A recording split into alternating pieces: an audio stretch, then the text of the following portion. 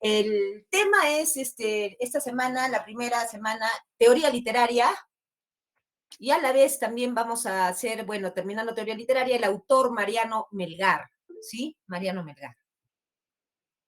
Y bueno, el análisis de su poema Marcha Patriótica, todo hoy día, ¿sí?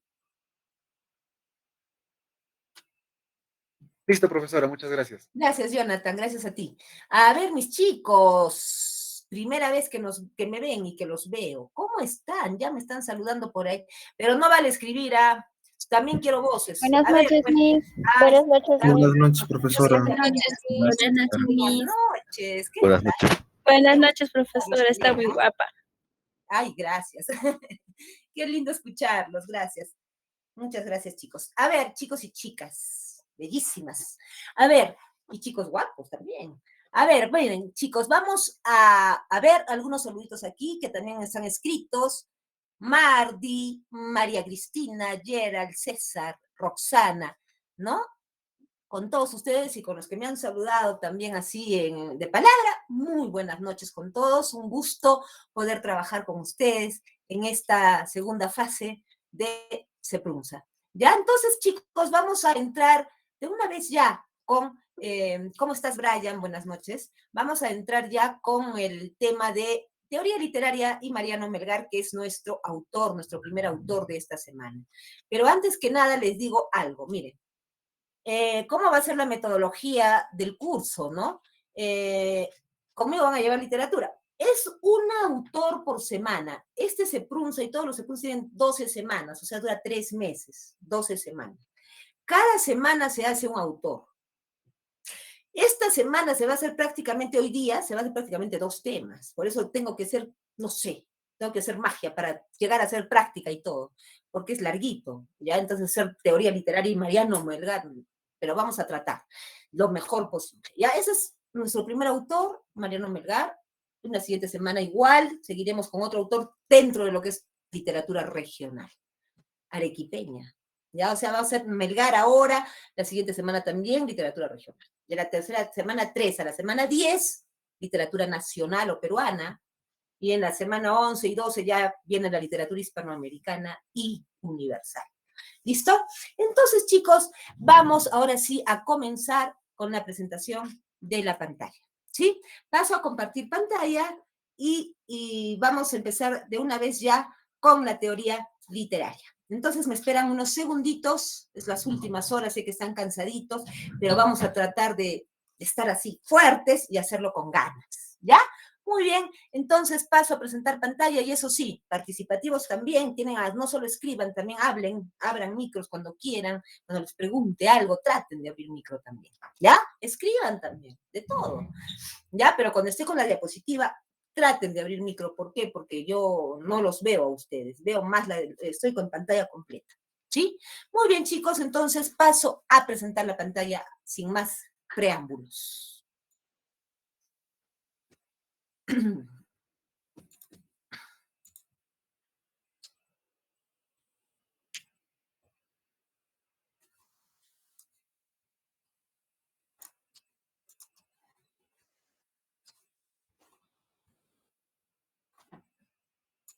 A ver, díganme, chicos, si se puede ver. Sí, Miss. Sí, se puede ver. Ya, muy bien, gracias por responder, gracias.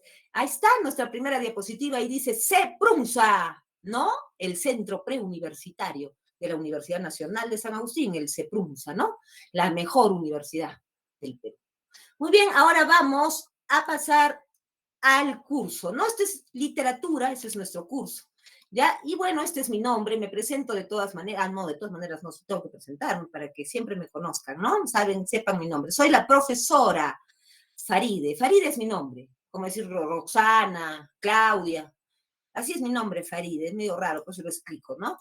Profesora Faride, ya está. Simplemente mis apellidos, Jarufe Rocha. Pero para ustedes simplemente la profesora Faride, siempre para servirles. Listo, y ahora sí, hecha la presentación, pasamos a teoría literaria. Y lo primero que nos preguntan aquí es, ¿qué es literatura? ¿Qué es literatura? Bueno, literatura, chicos, etimológicamente, hablando, deriva del latín litera, que significa letra, y que es todo lo que está escrito. ¿Ya? Por ejemplo, ¿pero qué es etimológicamente? Etimológicamente, pues viene de la etimología. ¿Y qué es la etimología? La etimología es la ciencia que estudia el origen de las palabras, es decir, si provienen del griego, del latín. Mayormente nuestras palabras provienen del latín, en un mayor porcentaje, mucho mayor que el griego, ¿ya? Pero también del griego. ¿Ya? Entonces, esa es la etimología de literatura. Viene del latín litera, que significa letra, ¿ya? Bueno, pero la literatura que nosotros vamos a tocar es aquella literatura que despierta emociones, sensaciones en el lector, en el que lee un libro, un cuento, un poema, una novela, etcétera. ¿Ya? Por eso, ¿qué es literatura? La que nosotros vamos a estudiar, porque hay otros tipos de literatura. No crean que la literatura que la que trata poemas, novelas, cuentos, es la única, ¿no? Porque también algunos, si tú escuchas a un médico, tú vas a ser médico, enfermera, nutricionista, biólogo, vas a tener que saber mucho también de la literatura médica. Si yo agarro un diccionario de medicina, un vademecum, bueno, voy a leer términos médicos, eso es literatura médica. Pero a diferencia de nuestra literatura, es una literatura informativa, de conocimiento, bellísima también, interesantísima sobre todo, tan, tan necesaria porque el médico salva vidas y sin salud no hay nada, ¿no? Entonces, miren, esa es una literatura, la literatura médica, la literatura jurídica, pero la literatura que nosotros vamos a tocar es aquella que te despierta emociones, sensaciones, emociones, y te hace soñar, te hace reír, te hace viajar, te hace llorar, ¿ya? De acuerdo al tipo de obra que estés leyendo. O te hace enojar, qué sé yo.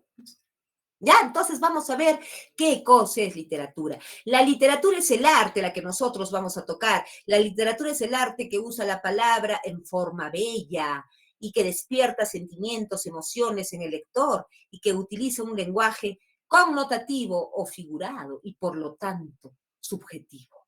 O sea, Misita, ¿qué es eso? Yo sé que tú sabes, pero te lo repaso.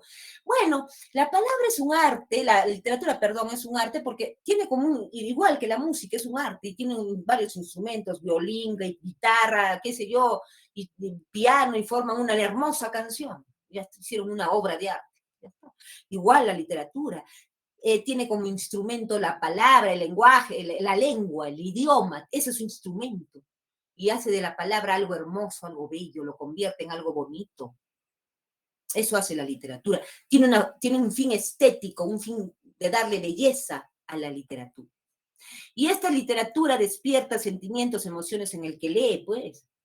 Yo leo de repente un poema de, no sé, el poema 20 de Neruda que habla de que puedo escribir los versos más tristes esta noche, escribir, por ejemplo, la noche está estrellada y tiritan azules los astros a lo lejos. En noches como esta, la tuve entre mis brazos y ella ya no está conmigo.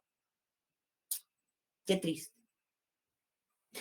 Ese es un lenguaje literal. Me ha despertado emociones, me ha recordado un amor perdido. Ahora ya no, pero antes, pues, ¿no? Un amor que perdí de repente, mi primer amor, pero no siento ya tristeza. Ya no, a mi edad ya no, pues ya no. Pero cuando tú estás en esa edad de perder el primer amor, te duele, pues, te duele, te despierta emociones, sensaciones, sentimientos. Y eso es. Ahí lo único que Neruda te ha querido decir es que está solo, triste y que extraña a su amada. No, estoy solo, triste y sin mi flaca. Pues. Y ahora, y lo puso así, bien bonito, lo puso en un poema, todo su sentir. Ya está, y lo convirtió en una obra de arte a través de la palabra. Eso es literatura, y le dio un significado propio, ¿no? O sea, él ha usado metáforas, ha escrito de manera subjetiva su dolor. ¿Mm? Entonces, así, ese es el lenguaje connotativo o figurado que usa la literatura. Y es subjetivo, ¿por qué? Porque es muy propio del autor. El autor usa sus palabras. Por ejemplo, acá hay un ejemplito que te he puesto de lo que es un lenguaje figurado o connotativo. Tu sonrisa es el sol que ilumina mi alma. En lugar de repente entra mi mamá y se ríe, ¿no? Yo le digo, ¡ah, qué bonito te ríes! Y eso es un lenguaje normal, coloquial. qué bonita tu sonrisa, nada más. Pero cuando entra mi mamá, yo le digo, ¡ah, mamita! Tu sonrisa es el sol que ilumina mi alma, mamá. Le cambié todo. Y al sol le cambié el significado. Lo alteré. Porque sol, si tú buscas denotativamente en el diccionario, objetivamente, el lenguaje denotativo es objetivo, es el del diccionario, el que te dice las cosas tal como son. Vas a leer que el sol es la parte del sistema planetario, solar es una estrella que ilumina la Tierra, etcétera, ¿no? Ya, eso es el sol en el diccionario, tal como es objetivo. En cambio acá, el poeta o yo o quien sea, a sol le ha dado el significado de sonrisa. La sonrisa es el sol. ¿Ya está? Eso es lenguaje figurado, literario, connotativo. ¿Ya? Y eso es literatura. ¿Te quedó claro hasta aquí? Dime, sí o no, nada más. Sí, mis. Sí. No, Sí, profesora. ya, muy bien. Gracias, chicas y chicos. Seguimos ahora sí con los géneros literarios. ¿Qué son los géneros literarios? La forma en que están divididas las obras literarias, según sus características.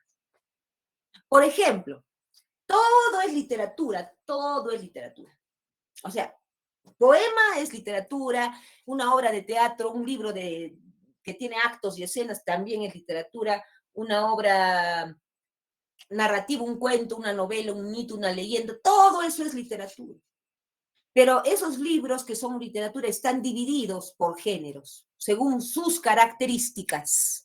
Por ejemplo, en el género lírico están los poemas, de cualquier índole, sea un poema amoroso, un poema medio que habla del ateísmo, que hable de algo muy materialista, cualquier tipo de poema, porque son sentimientos del autor, un mundo interno. Entonces son poemas, todo poema está dentro del género lírico. Mitos, fábulas, leyendas, cuentos, novelas, ensayos, están dentro del género narrativo.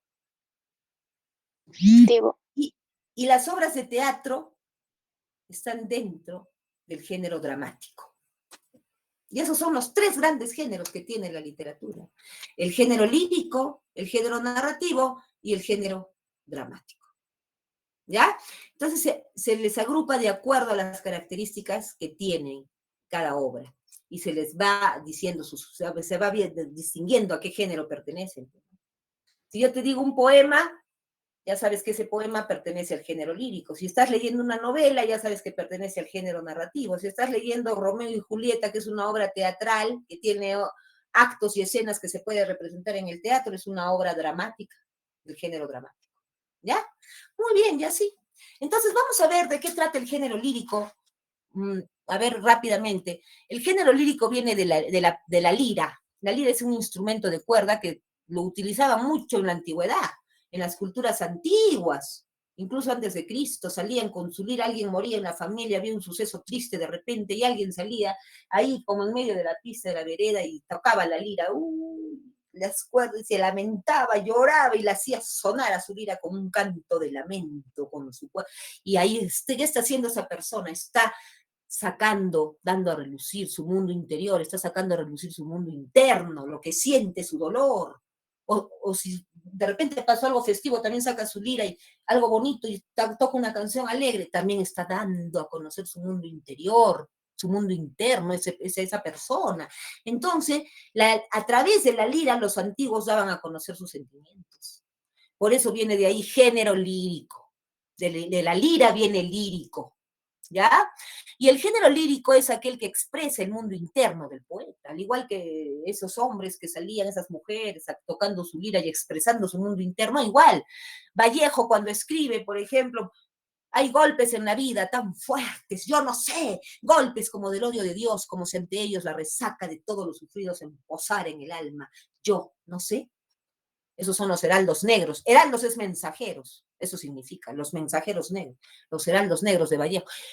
Ahí que está haciendo Vallejo, está hablando de los golpes de la vida, no de este golpe, me pegué el codo, ¡au! Me duele, no, ese golpe no, te está hablando de los golpes de la vida. Y está usando, y está dando a conocer su mundo interno, su mundo de poetas, su mundo de dolor, le golpea la vida, se le murió su madre, se le murió, y escribe eso. los golpes de la vida, que son muy fuertes, que golpean en el alma y se emposan en el alma. Entonces es un mundo interno, y no estoy hablando necesariamente como Neruda de un poema romántico, no puede escribir él, sí, por ejemplo, Neruda le está hablando a la pareja, Vallejo le está hablando al dolor de la vida. Los dos son género lírico, porque los dos expresan su mundo interno. ¿Ya está? Son poemas, ¿ya? Entonces no te olvides, el género lírico es aquel que expresa el mundo interno del poeta, como sus sentimientos, sus emociones, sensaciones, etcétera, ¿no?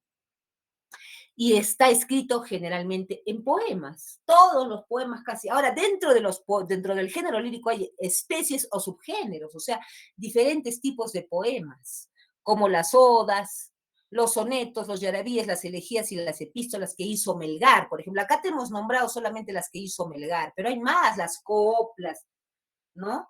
El epitafio, hay muchas, ¿ya? Pero vamos a ver las principales acá. Por ejemplo, Mariano Melgar hizo odas. ¿Qué es una oda? Es un tipo de poema que tiene un tono de exaltación o de alabanza hacia algo o hacia alguien. Ahora, ¿y qué es un soneto? Es aquel tipo de poema que presenta 2 estrofas de 4 versos y 2 estrofas de 3 versos, o sea, 2 cuartetos, 2 tercetos. Ese es un soneto.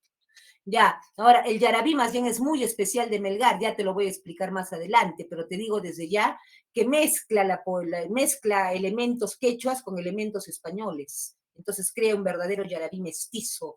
Melgar es el verdadero creador de la poesía, pero la verdadera poesía peruana, mestiza, con el yarabí. ¿Ya? Ahora, también es un poema y canción a la vez. El yarabí también es un canto, lo venden en discos, en los de Melgar. Sí, entonces es un poema también, ¿no? Que mezcla lo quechua con lo español. Bueno, el yarabí. Las elegías también son un tipo de poemas, ¿no? Que cantan, bueno, se lamentan por la pérdida de un ser amado, de un ser querido, sea que haya muerto o sea que lo hayan perdido por alguna razón, ¿ya? Y la epístola, que es una carta larga escrita en verso, donde el autor de esa carta da a conocer su mundo interno, sus sentimientos. Por ejemplo, Melgar hizo epístolas y hizo una epístola de 522 versos, larguísima, que se llamó Carta a Silvia, su gran amada Silvia. Ya está, ese es el género lírico, no nos olvidemos, por favor. Voy a decir toda la teoría literaria sin parar y luego vamos a pasar ya a lo que es Mariano Melgar, ¿ya?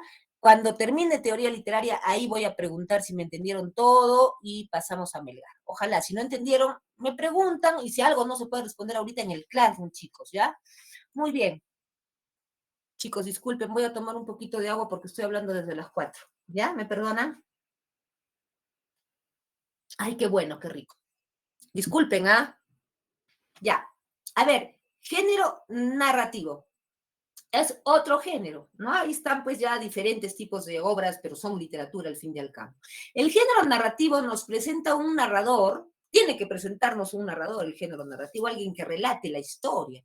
Un narrador que puede ser homodiegético o heterodiegético, ¿ya? Por ejemplo, homodiegético es aquel narrador, aquel tipo de narrador que se encuentra dentro de la novela o dentro del cuento, dentro del relato. Y se llama también narrador intradiegético porque está dentro de la historia. Homo es uno, diegético viene de diégesis, que es narración. Un solo narrador, un mismo narrador que está dentro de la historia. Puede ser un narrador protagonista, es un personaje principal, protagonista, que narra su propia historia. Protagonista. Narrador personaje, a un personaje cualquiera que narra la historia. Narrador testigo, que está dentro de la historia y ve lo que pasa, narra también, está dentro de la historia. Entonces son personajes. Esos son los narradores homodiegéticos. Y el narrador heterodiegético hetero es otro narrador, el que está fuera de la historia, extradiegético también. Y ese es el narrador omnisciente. Tú sabes de sobra, el que narra en tercera persona y que narra desde fuera, no está dentro de la historia. Él narra como desde arriba, mirando todo, pero él no está en la historia. y narra en tercera persona. Ellos salieron a tal hora, sintieron esto, lloraron, comieron, sintió un dolor, una punzada en su corazón. Narrador omnisciente, todopoderoso, que todo lo sabe y lo ve de sus personajes, pero él no está en la historia. Ese es el narrador omnisciente, o heterodiegético. ¿Ya? Muy bien. Entonces, ¿qué más podemos decir del género narrativo? Que es aquel que narra o relata hechos en un determinado tiempo, lugar y con determinados personajes. Generalmente las novelas, los cuentos, etcétera, las fábulas las fábulas no mucho el lugar, pero sí te dan personajes, hechos, alguien que relata, también los cuentos, un lugar, un tiempo, determinados personajes que le dan vida a la historia, ¿no? Y presentan generalmente un inicio, una presentación, un nudo, que es donde más se enreda la historia, y un desenlace donde se van desencadenando ya y finalizando los hechos. Ya está. Y sus especies son cuentos, novelas, fábulas, ensayos y epopeyas. ¿Y qué es una epopeya? Epopeya, no etopeya con T, porque eso es una figura literaria que describe, ¿no? Epo con P. Epopeya. La epopeya, pues, es un poema épico. Antes estaba dentro del género épico. Ya no hay género épico. Ahora el género épico lo han puesto dentro del género narrativo. Porque el género épico se refiere a heroico, donde hay un héroe. Por ejemplo, la Ilíada, la Odisea, cuyo héroe ahí es Ulises, en las dos. Narra en la guerra de Troya contra Grecia, la Ilíada. De ahí el héroe es Ulises, que finalmente por él ganan la guerra los griegos, cuando ya la tenían perdida. ¿No? Entonces ahí hay un héroe, hay una guerra, hay batallas, hay un héroe. Esos son las epopeyas o poemas épicos, pero están dentro del género narrativo, aunque estén escritos en poema, en forma de poema, narran algo. Igual que la fábula, puede estar escrita en verso. Las fábulas de Melgar, porque Melgar hizo fábulas, están escritas en verso, pero están consideradas dentro del género narrativo porque te narran una historia. Igual acá, los poemas épicos. Entonces ya sabemos qué cosa es el género narrativo. Pasamos a ver ahora el género dramático, ¿sí? Es el género que nos presenta obras divididas en actos y escenas y que pueden representarse en el teatro. Claro, por ejemplo, La casa de Bernarda Alba, que es un libro creo que de Federico García Lorca. Ya, abrimos y ahí, primera escena, primer acto, perdón, y vienen varias, de escena 1, escena 2, y ahí hablan personajes, diálogo. Entonces eso se puede representar en el teatro. Se abre el telón, primer acto, y varias escenas. Se cierra, segundo acto, se vuelve a abrir, otras escenas, puede haber 3 actos, generalmente hay 3 actos y varias escenas. Ese es un libro de teatro. Ahí está Shakespeare, William Shakespeare, el famoso dramaturgo más conocido de toda la historia de la literatura. Él es un narrador, un dramaturgo de la literatura del Renacimiento. Después de la terrible Edad Media surgió el Renacimiento. Y ahí está Shakespeare, inspirándonos con sus dramas, con sus obras de teatro, como Romeo y Julieta, Otelo, Hamlet, el Rey Lear, etc. ¿Ya? Muy bien, entonces ese es el género dramático. Pasamos a ver las características de la literatura o del texto literario. ¿Qué características nos presenta un texto literario o la literatura en sí? Cuando te dicen texto literario, te están hablando pues, de la literatura. Todo texto literario, sean poemas, fábulas, novelas, cuentos, etcétera, mitos o leyendas, presentan las siguientes características, chicos. ¿Y cuáles son? La primera, ficción. Más que nada en lo que es novela, cuento, narración. Tiene que haber ficción. También en los poemas, no necesariamente hay ficción en los poemas. En los poemas, sobre todo, que son líricos, hay sentimiento, mundo interno. Pero en los que es narración, hay mucha ficción. Si no hay ficción, no hay literatura. Hay novelas, por ejemplo, que te pueden hablar, qué sé yo, de la Primera Guerra Mundial, basadas en la Guerra Mundial, en la Primera Guerra Mundial o en la Segunda, ya. Te ponen ese acontecimiento histórico que es verdadero, verídico, existió, sí. Pero los personajes que te ponen ahí no pueden ser los mismos, ni los hechos. Esa novela puede estar inspirada en la Primera Guerra Mundial o en la primera, digamos, pero lo que va a poner ahí no puede ser igualito, idéntico como sucedieron los hechos. ¿Por qué? Porque eso ya no sería literatura, ya no habría ficción, sería historia, sería informe, sería noticia, no sería todo menos literatura. Entonces te puede basar en un hecho real, pero te tiene que poner hechos ficticios, sacados de la imaginación. ¿Ya? Muy bien, esa es la primera característica de la literatura o del texto literario. Luego la verosimilitud. Vero es verdad, similitud, similar a la verdad. Acá dice, en la verosimilitud nos dice, los acontecimientos deben ser posibles dentro del mundo ficticio que se nos presenta. O sea, nos ponen un mundo ficticio, pero tú te tienes que creer ese mundo ficticio. Tú sabes que es ficción lo que estás leyendo cuando abres un libro de literatura, pero tú tienes que aceptar como realidad, entre comillas, esos hechos ficticios. Si te dicen que 3 chanchitos vuelan, pues vuelan, pues. Pero si eso no es posible, no importa, vuelan, te lo tienes que creer, porque eso tiene de mágico la literatura, te transporta y te hace viajar a mundos maravillosos. ¿Ya? Créetelo en ese momento al menos. Y lo vives, vives la literatura. ¿Ya?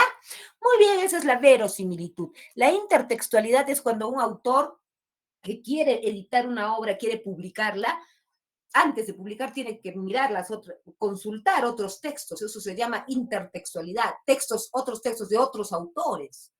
De repente yo quiero publicar un cuento, un libro de cuentos, pero tengo que ver el cuento de Abraham Valdelomar, me agarro un cuento de, qué sé yo, de repente de un cuento de Gabriel García Márquez, veo el estilo de uno, veo el estilo de otro, ya no quiero ser como él, no, yo tengo que ser original, porque si no, no puedo publicar. Si voy a publicar igual o parecido a García Márquez, ya no, y parecido a Valdelomar, ya no. Tengo que hacerlo a mi manera, pero tengo que consultar libros para no imitar a ninguno, yo darle mi propio estilo.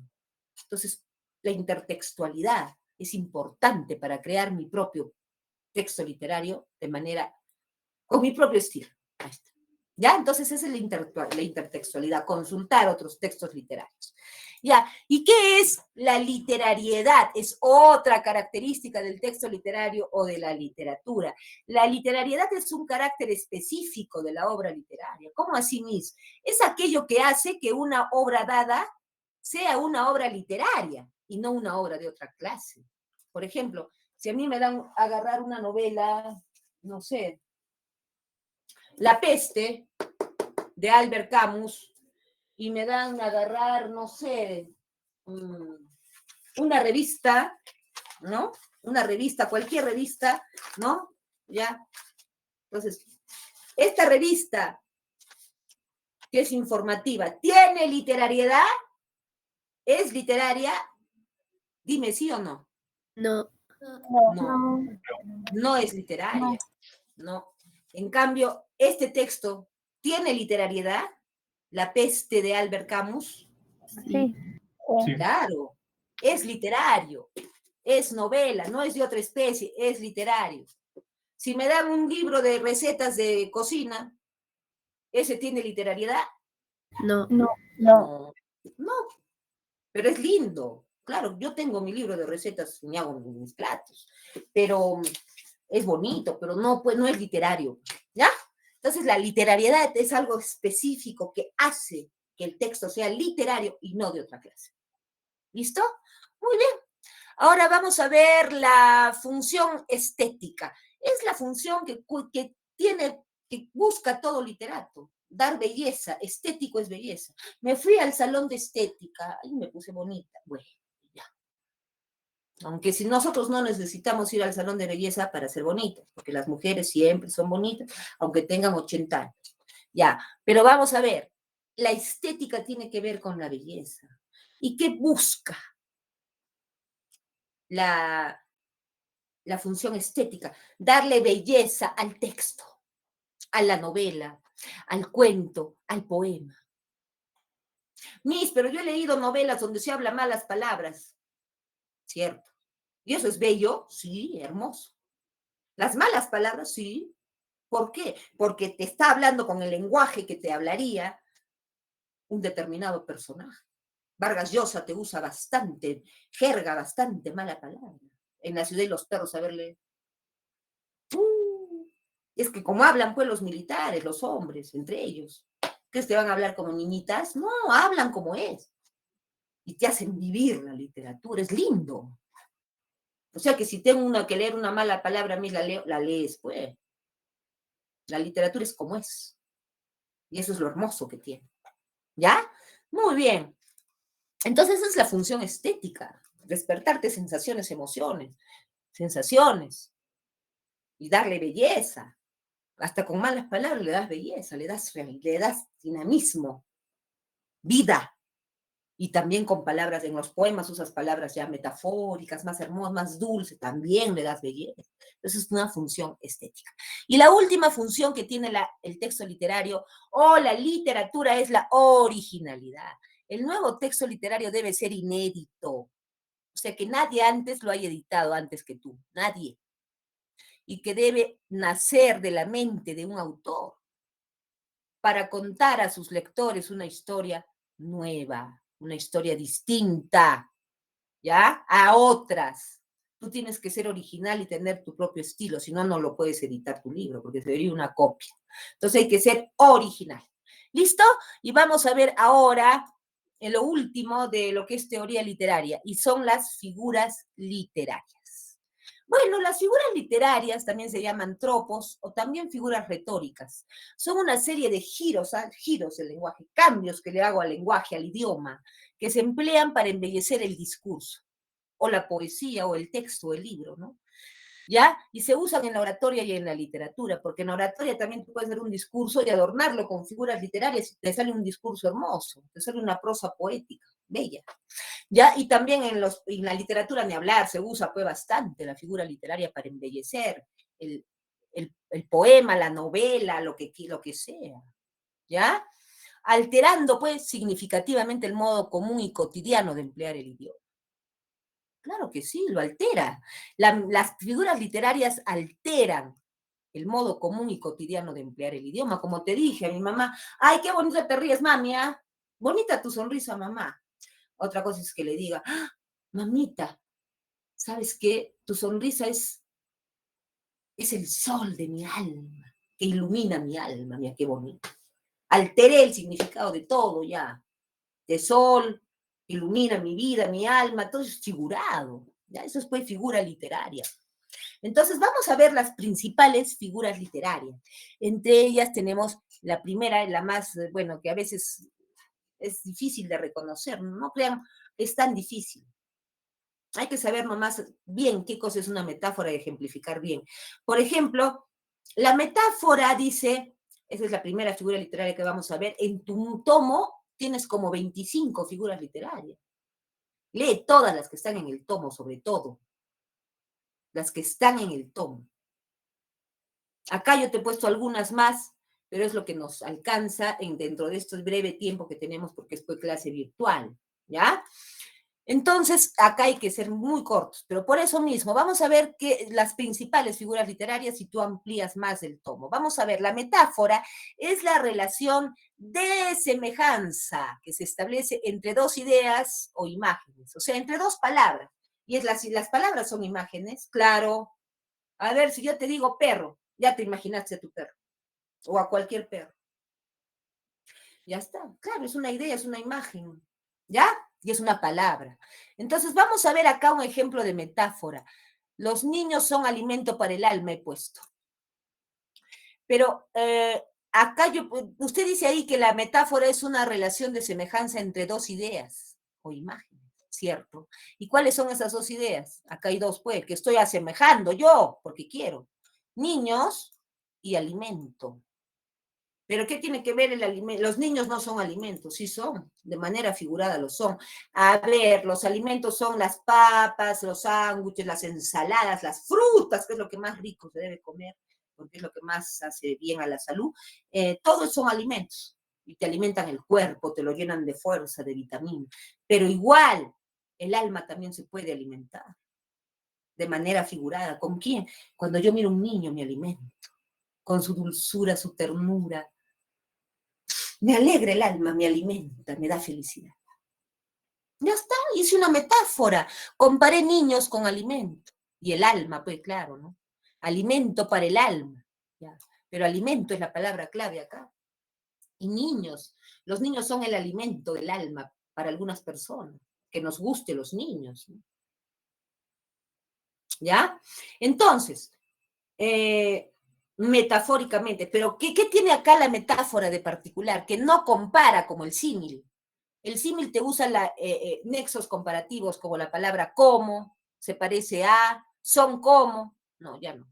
Te pueden decir, los niños son como alimento para el alma. A eso ya sería símil, no sería metáfora. La metáfora no te pone el como, ni el se parece a. Los niños parecen alimento para el alma. No, ya no, sería metáfora. Te ponen de frente, son alimento para. O si no, te quitan el son y te ponen los niños, coma, alimento para el alma. Ese es metáfora. ¿Ya? En cambio acá, el símil o la comparación. Vamos a ver ahora esta segunda figura literaria. El símil o comparación consiste en establecer una relación de semejanza entre dos elementos que utiliza palabras comparativas. Igualmente, entre dos palabras, pero que utiliza palabras comparativas. Por ejemplo, el cómo se asemeja a, se parece a, es similar a. Todas esas son palabras comparativas, nexos comparativos. Por ejemplo, acá hay dos ideas. Ojos es una idea y estrellas. Igual que la metáfora, dos ideas que las voy a asemejar, cierto, pero más que asemejar, las voy a comparar con un nexo de comparación y ese es un símil. Tus ojos son como las estrellas. Ese es símil, tiene el como de por medio. Son como las estrellas, símil, comparación. Ahora, si yo dijera, tus ojos son estrellas, pues sería metáfora. Pero cuando dicen los ojos son como estrellas, ya no, es símil. Ahora, si yo digo, tus manos suaves se asemejan a los algodones, ya es símil, pues símil, porque se asemejan a nexo comparativo, se parecen a nexo de semejanza. Entonces no es metáfora. Ahora, si yo dijera, tus manos son algodones, eso es metáfora. Los algodones de las nubes, porque las nubes parecen, tú los miras, son como algodón. ¿Cómo? Pero si tú dices de frente, las nubes son algodones, metáfora. No usa nexos la metáfora, el símil sí, el cómo, el se asemeja a, el se parece a. ¿Ya? Bueno, ustedes tienen que repasar mucho más figuras literarias, pero vamos a ver unas cuantas más. La antítesis, por ejemplo, ¿qué es? Cuando te presenta dos ideas contrarias un verso. Por ejemplo, gloria al cóndor de los cielos y gloria a la oruga de la tierra. Cielos, tierra. Ideas contrarias. Eso es antítesis. ¿Y para qué usan eso? Para darle mayor belleza al poema, a la novela, qué sé. Hipérbaton, ¿qué es? Es cuando se tuerce o cuando se enrevesa el sentido lógico, el orden lógico de la oración o del verso. Por ejemplo, en lugar de decir, la casa es grande y bonita, dices, bonita y grande la casa es. Ese es hipérbaton. Y eso usan los poetas, sí. ¿Para qué? Para darle más impacto al poema. ¿Ya? Figura literaria, lo adornan más, le dan impacto. Ahora, epíteto, ¿qué es? Es un adjetivo propio del sustantivo, inherente al sustantivo que redunda ya la cualidad del sustantivo. Por ejemplo, si yo digo nieve helada, ¿para qué digo helada? Si ya sé que la nieve es helada. Estás como la nieve nomás. Estás helada, pues ya está. Pero cuando el poeta dice, por ejemplo, o fuego caliente, ¿para qué digo ya caliente si ya sé que el fuego es caliente? ¿No? O fuego ardiente, ¿para qué digo ardiente si ya sé que el fuego es ardiente? En cambio, bueno, pero el poeta sí lo usa, porque, por ejemplo, a ver, en un verso, por ejemplo, ¿cuál? A ver, cualquiera, a ver que se me ocurra ahorita crear un verso, no sé. Ya, el fuego ardiente de tus besos consumieron mi mente. El fuego ardiente de tus besos, ahí está, pues. Dice ardiente para darle más énfasis al verso.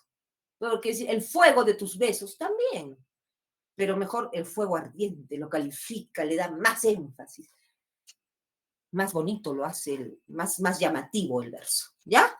Bueno, y finalmente la hipérbole aquí, en este caso he tomado hasta ahí nomás por el tiempo, ¿no? Hipérbole es una exageración, es como cuando yo digo, ¡ah! Miren, ese niño está llorando y sus lágrimas lloraba tanto que sus lágrimas parecían los océanos del mundo. ¡Ah! Mis, qué tal exageración, así es la hipérbole, exagera harto, o si no también, he llorado tanto que estoy bañada en llanto. ¿Cómo me va a bañar en llanto? Una exageración. Eso es hiperbola. Y hasta aquí llegué con teoría literaria. Bueno, sudé un poco, hace calor por la luz sobre todo que hay acá. A ver, díganme, ¿qué tal hasta aquí? ¿Me entendieron? Sí, Sí, Miss, todo Miss. claro. Muy Sí, bien, Miss. todo claro Muy bonita entonces. explicación, Miss. Gracias, qué bueno. Espérenme un ratito, se me ha secado la garganta. Porque al que habla y al que canta se le seca la garganta, pues chicos, y yo hablo. Entonces vamos a seguir y vamos a empezar ya con Mariano Melgar, ¿ok? Empezamos. Continuamos.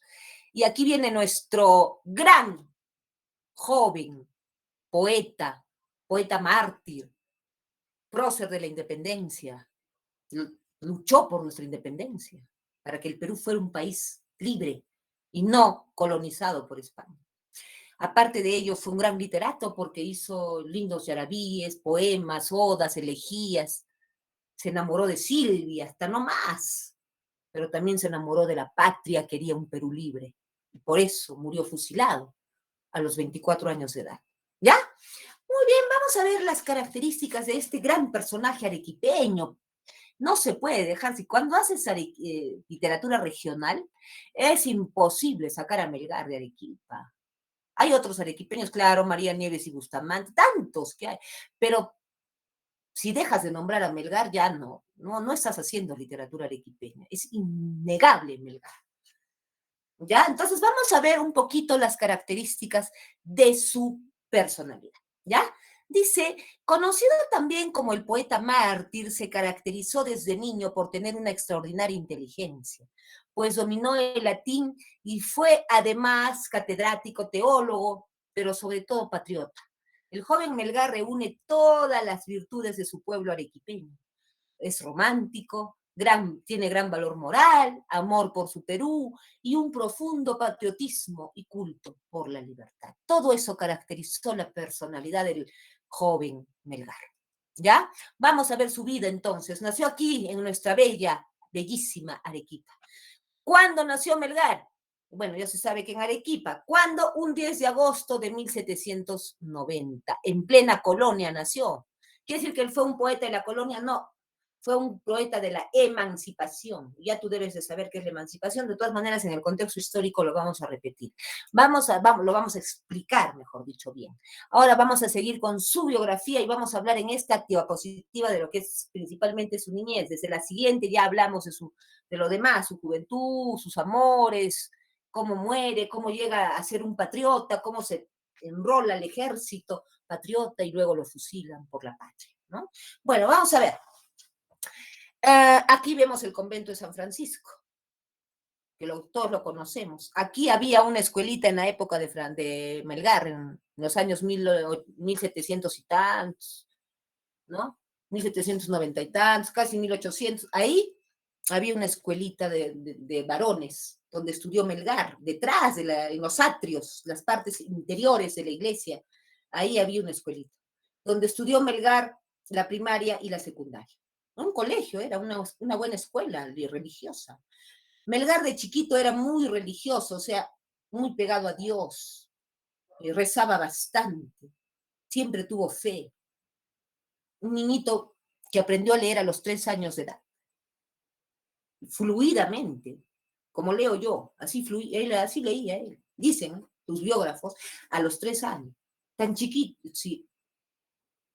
Y a los 10 años logra dominar el latín y ganaba a sus maestros de colegio que le enseñaban latín. Todo lo que le decías captaba al toque. Era genio. Los curas lo querían muchísimo porque paraba a rezar. Pero no quiere decir que por eso iba a ser cura. Pero la familia dijo, va a ser cura. Y en ese tiempo te imponían la profesión tus padres. Él nunca estuvo seguro, Melgar nunca estuvo seguro de ser sacerdote. ¿Pero para qué rezaba? Pues porque yo puedo rezar y no quiere decir que voy a ser monja. Una cosa es tener fe, otra cosa es ser monja. A mí me metes en monja, mi mamá, mi papá, yo me salgo por la puerta falsa al día siguiente porque no es mi vocación. Yo prefiero servir a Dios desde aquí. ¿no? Como ama de casa, como esposa, como madre, como hija. Prefiero, no soy madre, pero como hija, como esposa, como, como alguien común y corriente, prefiero. No, porque gano yo metiéndome de monja, así no voy a servir a Dios, no es mi vocación. Entonces Melgar nunca estuvo seguro de ser cura, ¿ya? Pero como era así tan chiquitito, desde chiquitito tan rezaba bastante su rosario, paraba en la iglesia, en el convento, le gustaba rezar, le gustaba acercarse a Dios, eso sí, pero nada más. Pero sin embargo, por esa vocación que él sintió, y porque como decían que ya iba a ser el futuro cura de la familia, ya a Melgar le hicieron una tonsura simbólica cuando tenía 8 añitos de edad, niñito. ¿Y qué es tonsura, Miss? Es un corte de pelo que les hacen a los jóvenes cuando están estudiando la carrera sacerdotal, en 4 año ya, cuando ya son jóvenes, están terminando la carrera de sacerdote. Es una carrera como cualquiera. Antes para los padres tener un hijo cura era lo máximo. Uf, era el mayor orgullo para los padres. Entonces obligan aquí a Melgar, pues prácticamente, bueno, le dan una tonsura como señal de que va a ser cura, pues, y le cortan su pelito, le ponen como un hábito, lo hacen rezar, ya, una tonsura simbólica que la recibe de niño, de manos del obispo de Arequipa en aquel entonces, el obispo Pedro José Chávez de la Rosa. ¿Ya? Bueno, eso le pasa cuando tiene 8 años de edad. Pero bueno, ahora hemos terminado con su niñez y seguimos con esta parte de su biografía. Ya terminó el colegio en el año 1806 y en 1807 ingresó al Seminario San Jerónimo para seguir la carrera sacerdotal aquí en Arequipa. ¿Ya? O sea que siempre siguió la carrera de sacerdote. Sí, pues, lo obligaron pues sus papás. Ya pues siguió la carrera, amaba a Dios. Yo también puedo creer, amar a Dios, pero no quiere decir que voy a ser monja, pues, pero él pues, siguió nomás, hizo caso a sus papás, siguió la carrera sacerdotal, se llamaba pues la carrera de filosofía y teología, ese era ser cura, teología, estudiar a Dios, Dios, logía, logos, estudiar a Dios.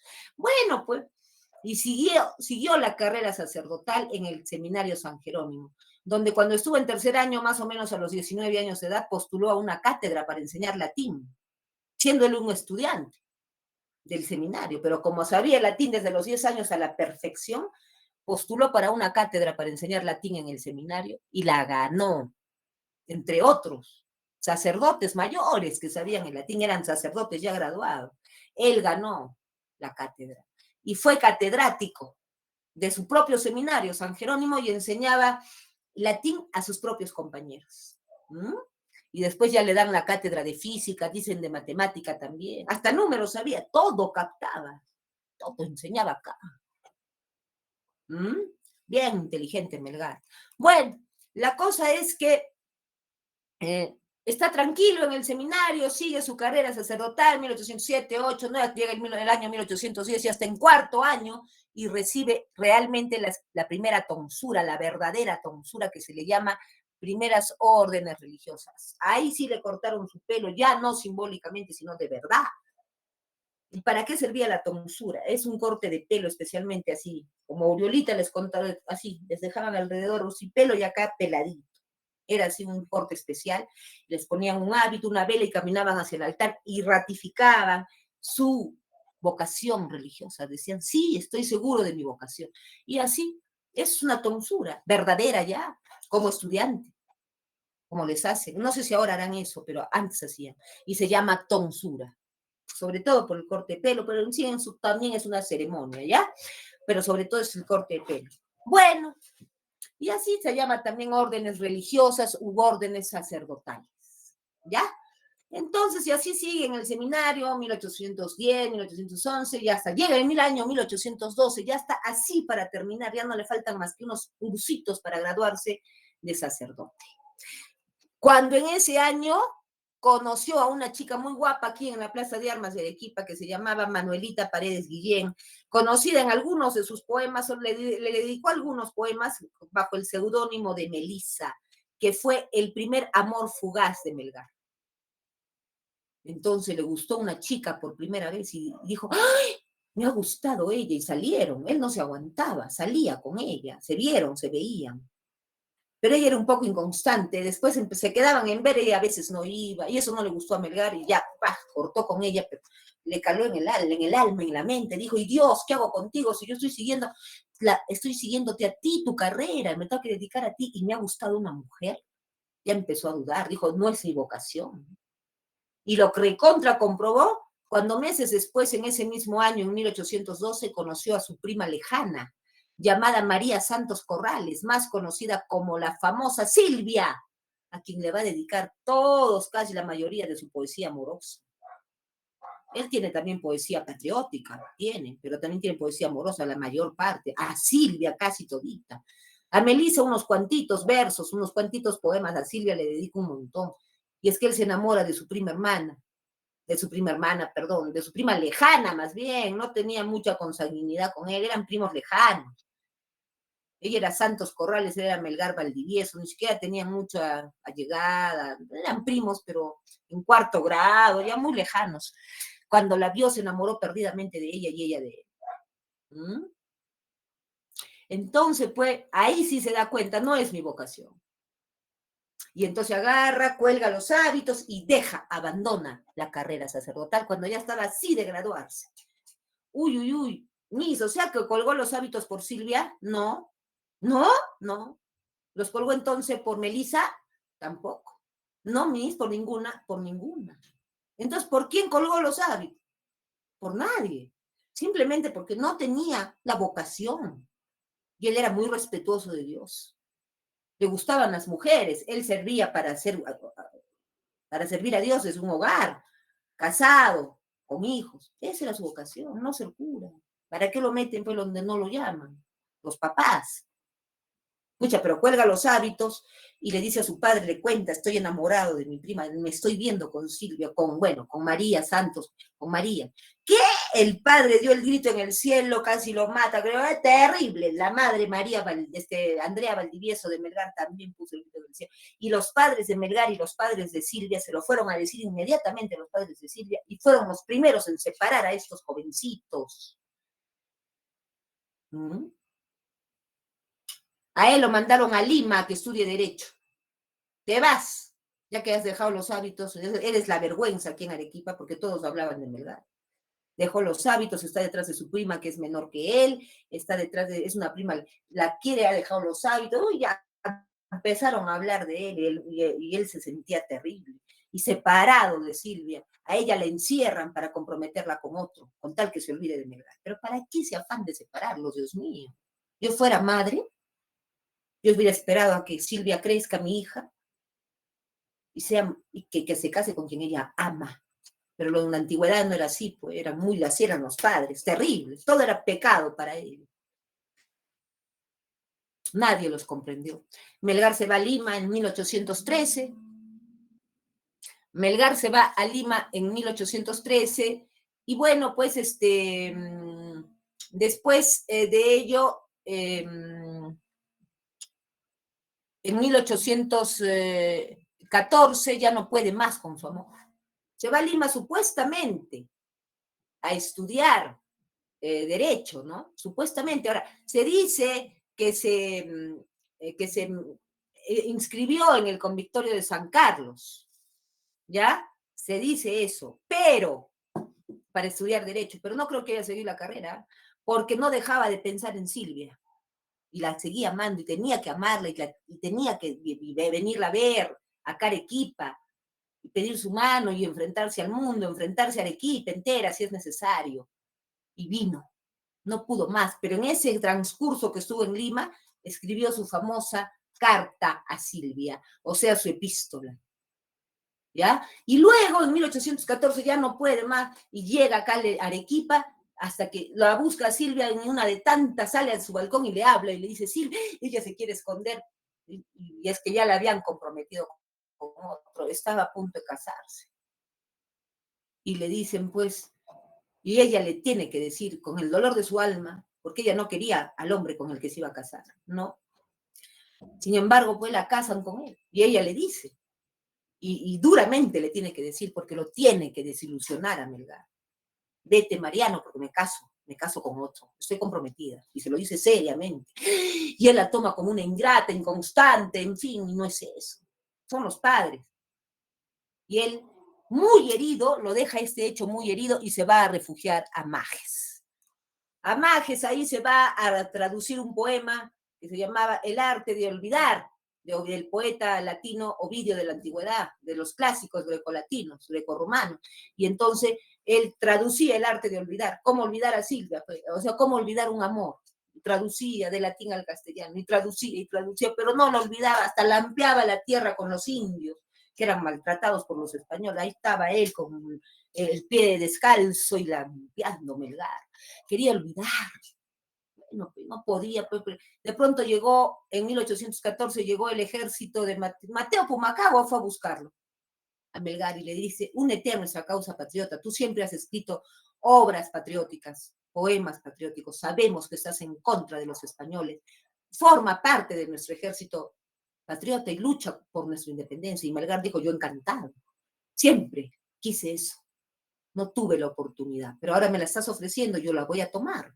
Y quiero que seas mi auditor de guerra en el ejército patriota. Ok, y quieres ser un auditor de guerra, tenías que ser muy inteligente. Es como un juez que tienes que ver que los que integran el ejército patriota no se pasen al otro bando, no estén comunicando cosas en las estrategias de guerra al ejército realista. Es como un juez juzgar a todos los que integran. Ser muy inteligente, tienes que abarcar muchas cosas. Eso era un auditor de guerra. Y lo nombran ahí, y forma y se enrola en el ejército de Mateo Pumacahua. Y se viene en Arequipa ese año, en 1814, porque aquí va a haber una batalla en La Pacheta, ahí por donde queda el cementerio de La Pacheta, ahí había unas pampas y se iba a dar una batalla entre los realistas, que los ejércitos realistas son los españoles, pues, que estaban rodeando Arequipa un montón, y también había un montón de patriotas, ejércitos patriotas. Y de repente se produce la batalla de La Pacheta aquí en Arequipa, el 9 de noviembre de 1814. ¿Ya? Y nosotros, los patriotas, ganamos, hicimos tiras al español y los logramos sacar de Arequipa. Ya no había españoles en este departamento. Ya no, chao. Arequipa se libró del yugo español. Y en esa algarabía, Melgar, lleno de alegría, escribió, en medio de esa algarabía, por este triunfo en la batalla de La Pacheta, escribió Marcha Patriótica, el poema que vamos a analizar, y ese es su antecedente. En base a eso escribe esa marcha patriótica, ¿ya?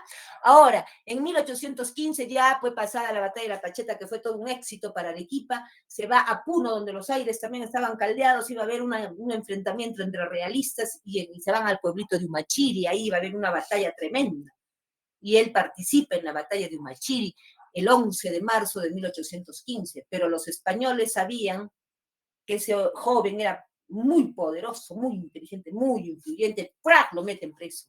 Lo toman prisionero esa noche. Y al día siguiente, el 12 de marzo de 1815, lo fusilan a Melgar. El 12 de marzo de 1815 es fusilado. Prácticamente murió por nuestra patria Melgar a los 24 años de edad. ¿Ya? Muy bien, ahora vamos a ir con el contexto histórico literario. ¿Te quedó clara la biografía o no? Sí, Miss. Sí. Sí, Miss, todo claro. Muy Sí. bien.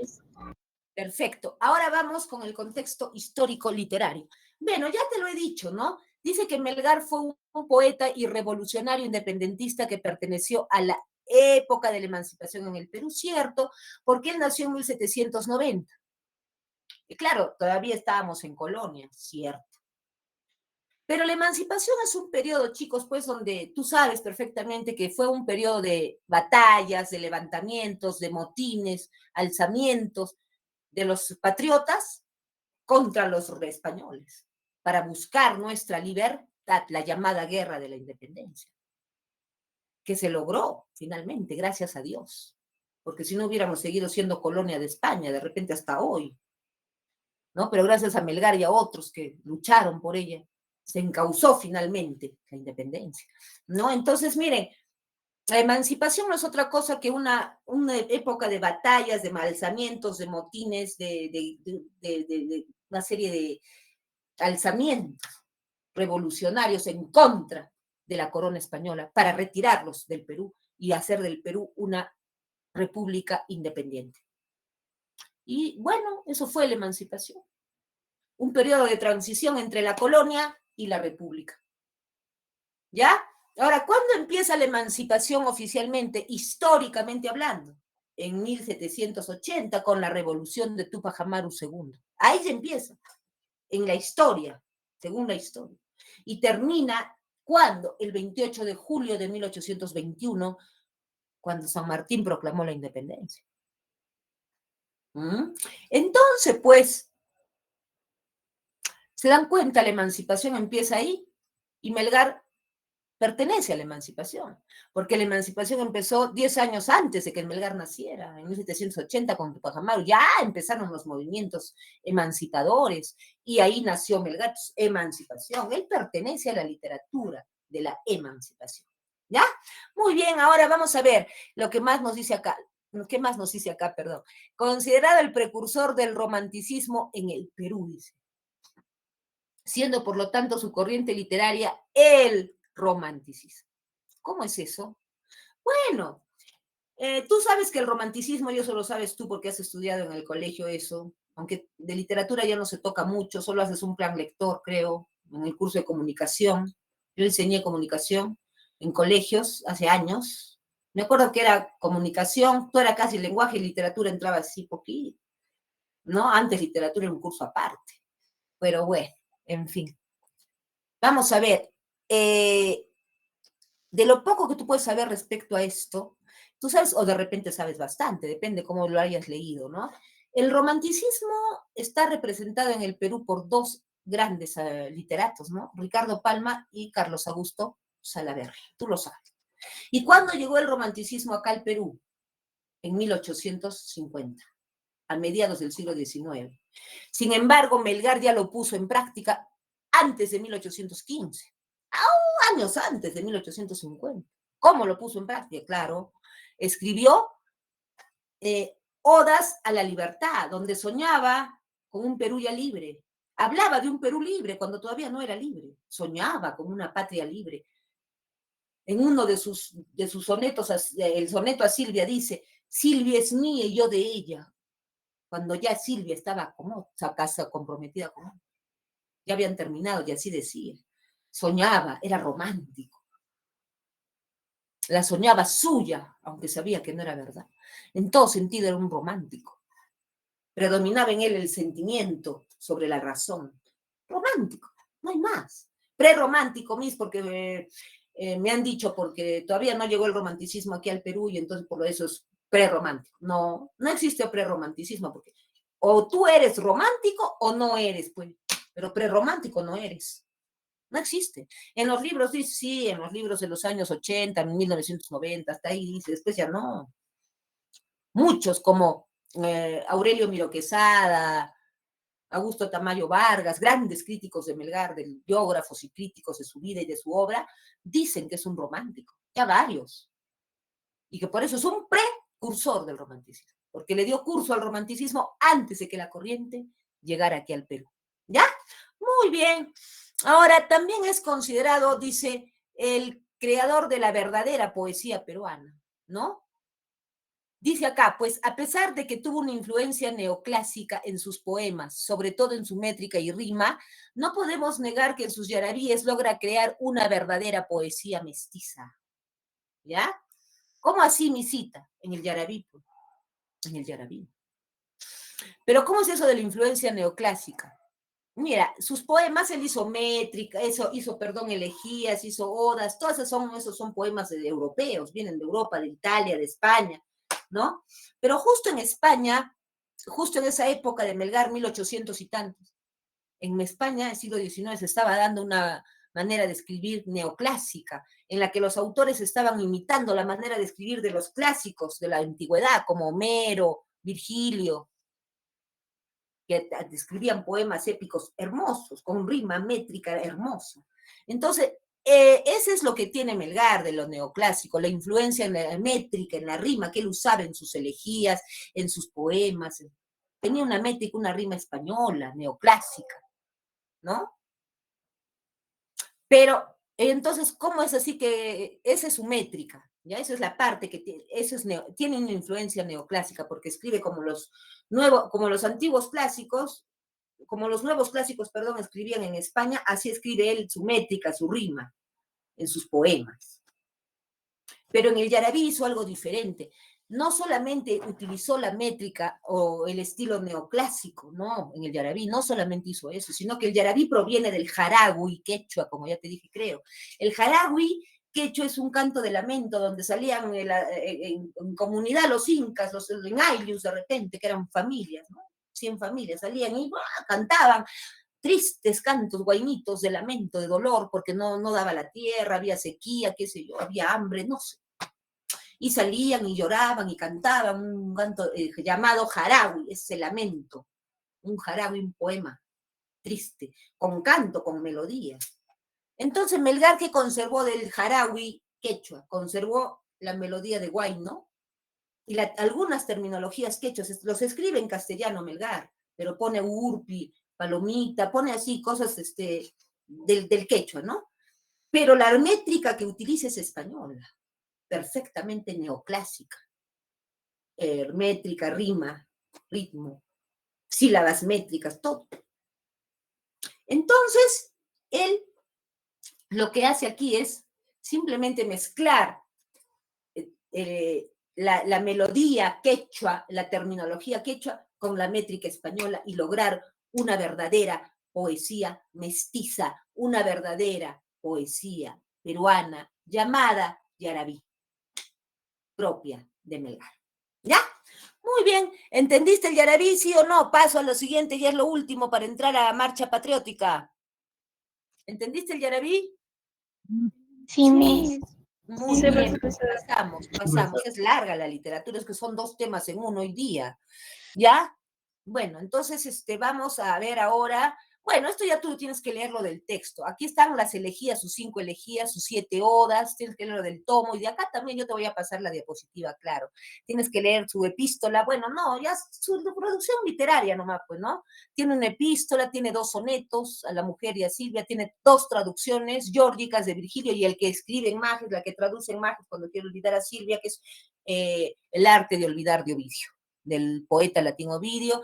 Y bueno, pues también tiene, si seguimos adelante, tiene 71 yarabíes, y que se tocan, son canciones también, se venden en CDs, en discos compactos. Yo tengo los discos compactos de Melgar, el yarabí en canción, pero si tú los ves escritos, también son poemas perfectos, ¿no? Acompañados de guitarra, generalmente. 71 yarabíes tiene, y se describen así nomás, yarabí 1, 2, 3, hasta llegar al Yarabí 71 en romanos, y en el género narrativo, Melgar hizo fábulas, no creas que no hizo nada en el género narrativo, hizo fábulas, y ahí está, las vas a leer tú una por una. Yo te leo unita, a ver, el ruiseñor y el calecero, los gatos, el murciélago, son más, y tienen todas un fondo sociopolítico, social, político, critica mucho al poder español, ¿no?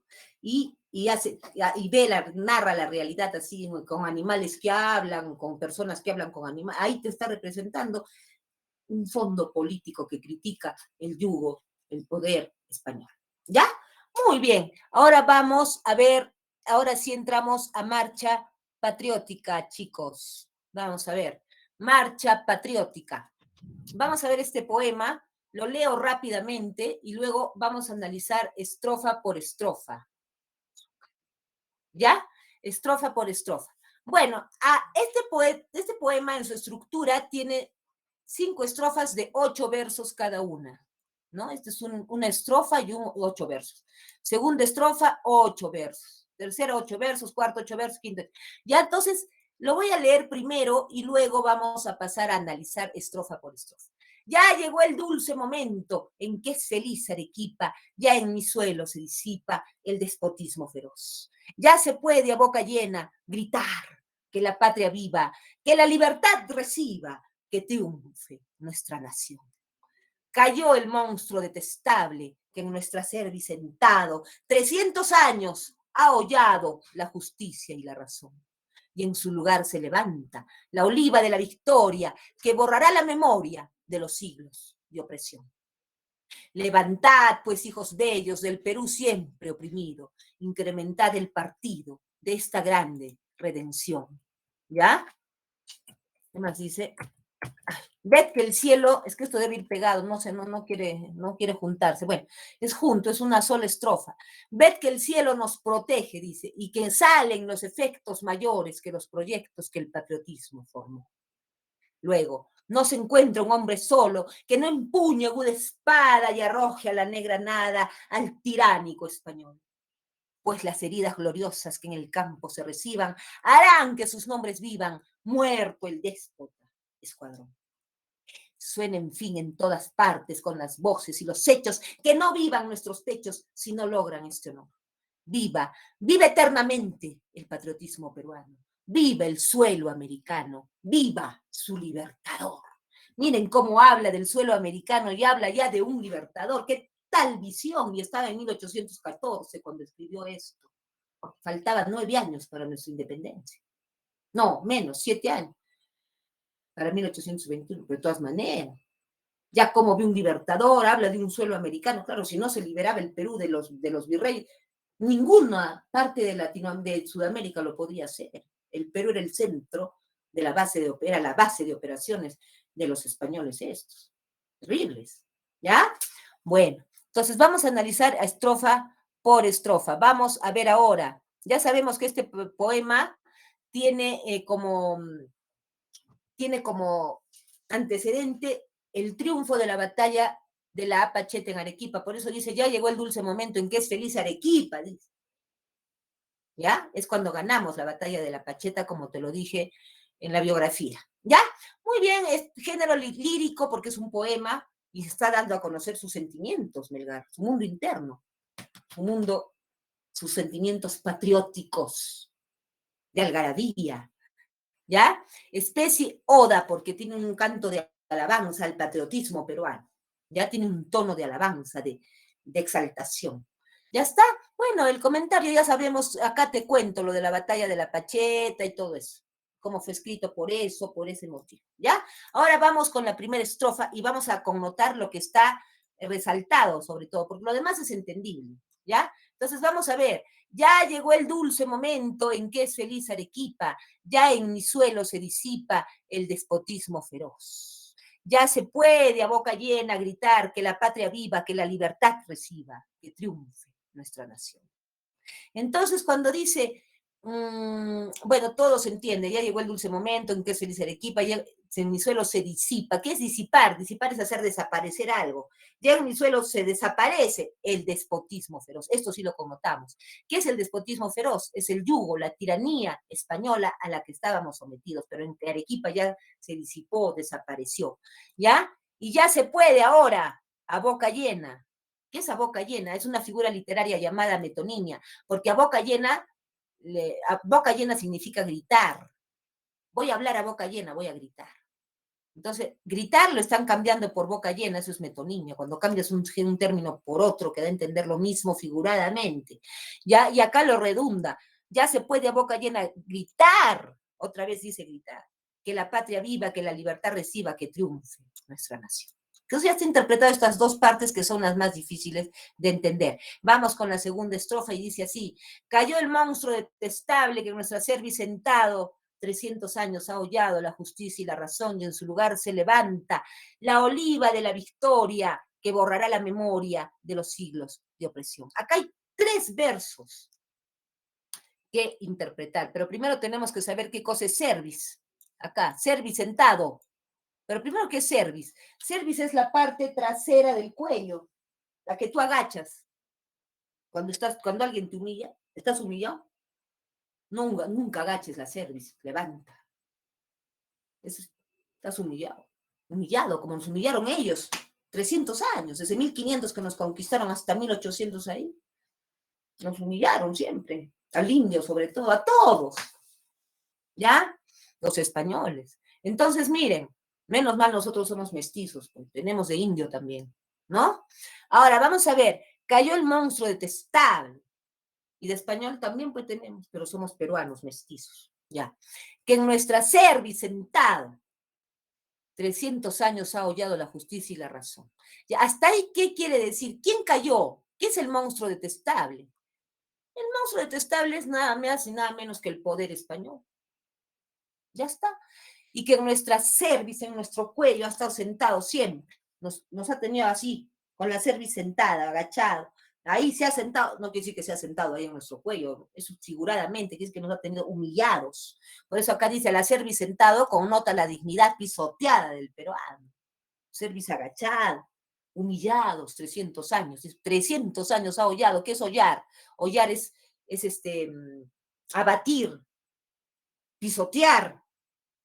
O sea, ha pisoteado nuestra cerviz, nos ha tenido con la cabeza agacha, 300 años, nos ha humillado, nos ha pisoteado, nos ha hollado. ¿Ya? ¿Qué ha hollado en nosotros? La justicia y la razón. Pero ahora ya no, ahora con el triunfo de la batalla en la Pacheta, ¿qué se levanta? En su lugar se levanta, en lugar de esa humillación, en lugar de eso, de esa detestable humillación, en su lugar, ¿qué se levanta? La oliva de la victoria. ¿Qué cosa es la oliva de la victoria? Es una metáfora. Es una metáfora. Hay dos ideas, yo te dije que es la metáfora. Hay dos ideas que se le dan semejanza. Oliva y victoria. ¿Pero qué es oliva? Oliva es el fruto del árbol del olivo, pues. Donde es la aceituna, parecía la aceituna, es el olivo, es la aceituna. Entonces tú pruebas para que dé el fruto de la aceituna, bueno, del olivo, el árbol del olivo, tiene que el árbol crecer, salirle ramas, reproducirse, hacer toda su fotosíntesis. Es un proceso tremendo para que dé frutos un árbol, y tú puedas disfrutar y comer ese fruto.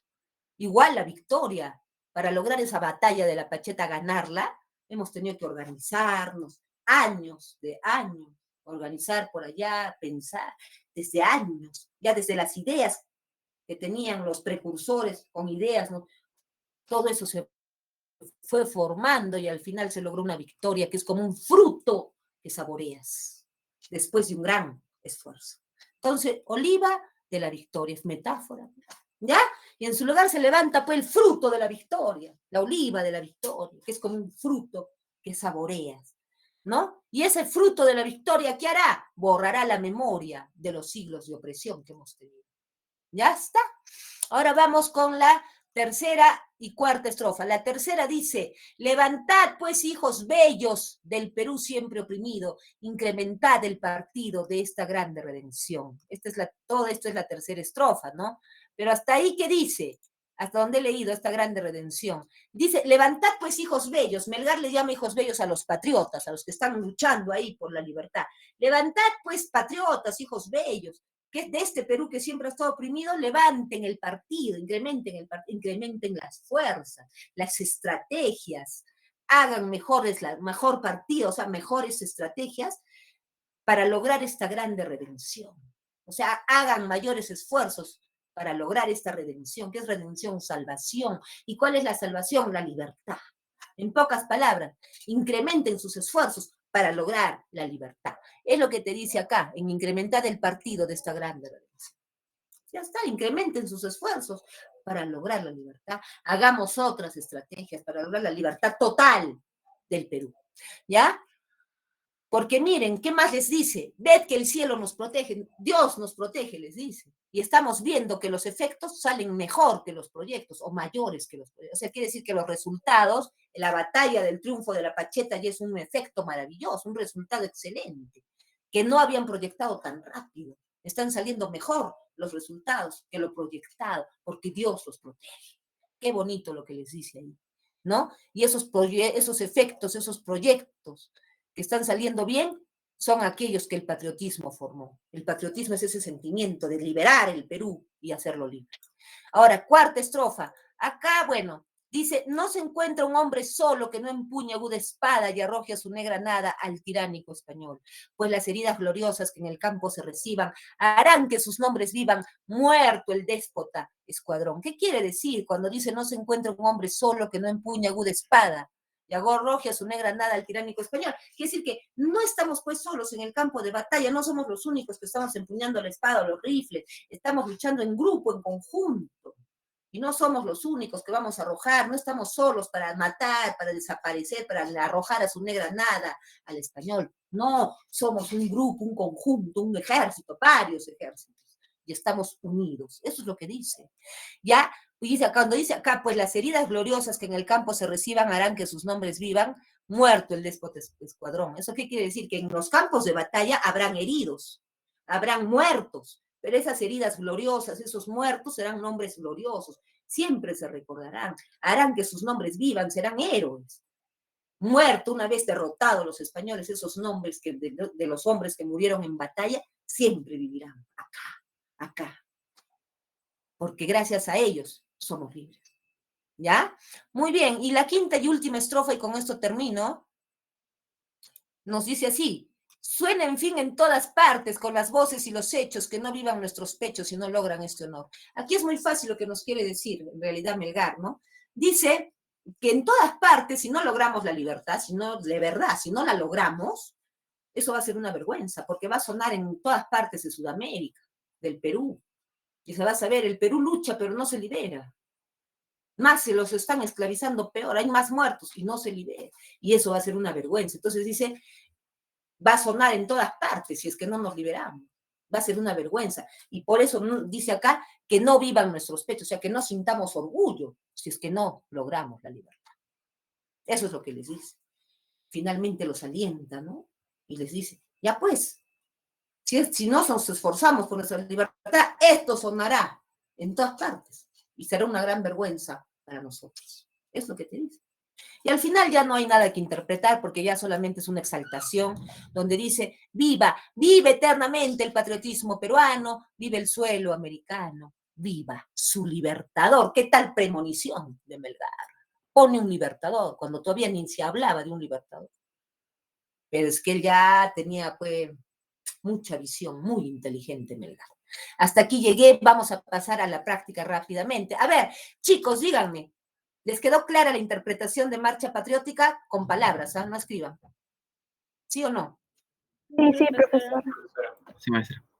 Muy bien. Entonces, pasamos a la práctica, chicos, ¿ya? Muy bien. Ya está. Se puede ver la práctica. A ver, un ratito. Como siempre, me olvidé de voltear el chat. Ya, ahí me van a poner sus respuestas rápidamente, ¿ya? Las preguntas que logremos hacer.